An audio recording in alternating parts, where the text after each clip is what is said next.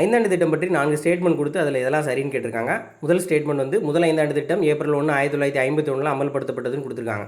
April 1 1951 தான் முதல் திட்ட காலம் தொடங்கியது, அது சரி. ரெண்டாவது 10வது ஐந்தாண்டு திட்டம் 2002 2007 வரைக்கும் அவங்க இலக்கு வந்து 10% அப்படின்னு நிர்ணயிச்சிருக்காங்க அப்படின்னு சொல்கிறாங்க. இரண்டாவது ஐந்தாண்டு திட்டம் காலம் வந்து 2002 2007 வரைக்கும். ஆனால் அவங்க இலக்கு என்ன நிர்ணயித்தாங்க அப்படின்னா 8. 8னது வந்து 7.2 தான். அப்போ இலக்கு வந்து 8, 10 கிடையாது 8. அப்போ ரெண்டாவது கூற்று வந்து தவறாக கொடுத்துருக்காங்க.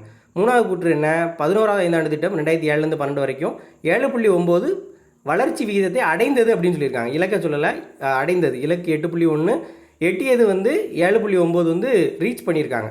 அப்போ அது சரியாக தான் கொடுத்துருக்காங்க 7.9.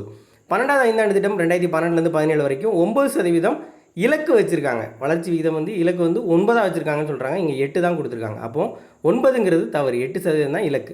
அப்போது எதெல்லாம் சரி, 1 3 மட்டும்தான் சரி. ஆப்ஷன் ஏ தான் விடை. இது combine technical service exam ITI லெவலில் உள்ள எக்ஸாம் 2025 நடந்தது. சிலபஸில் 5வது இந்திய பொருளாதாரம் அப்படிங்கிறதுல 2வது டாபிக் ஐந்தாண்டு திட்ட மாதிரியிலேருந்து இந்த மாதிரி கேட்பாங்க. இது புக்கில் எங்கே இருக்குது அப்படின்னு பார்த்தோம்னா, இந்த திட்டமிடல் வந்து 11வது பாடம் பொருளாதார மேம்பாடு மற்றும் திட்டமிடல் அப்படிங்கிறது 12th இருக்குது. இந்த ஐந்தாண்டு திட்டங்கள் பற்றிய பாடம் அப்படிங்கிறது 8வது பாடமாக இருக்கும். இந்திய ஐந்தாண்டு திட்டங்களுடைய சாதனைகள் அப்படிங்கிற தலைப்பின் கீழே இருக்கும். இந்திய பொருளாதாரம் சுதந்திரத்துக்கு முன்னரும் பின்னரும் அப்படின்னு 11th எக்கனாமிக்ஸில் இருக்கும்.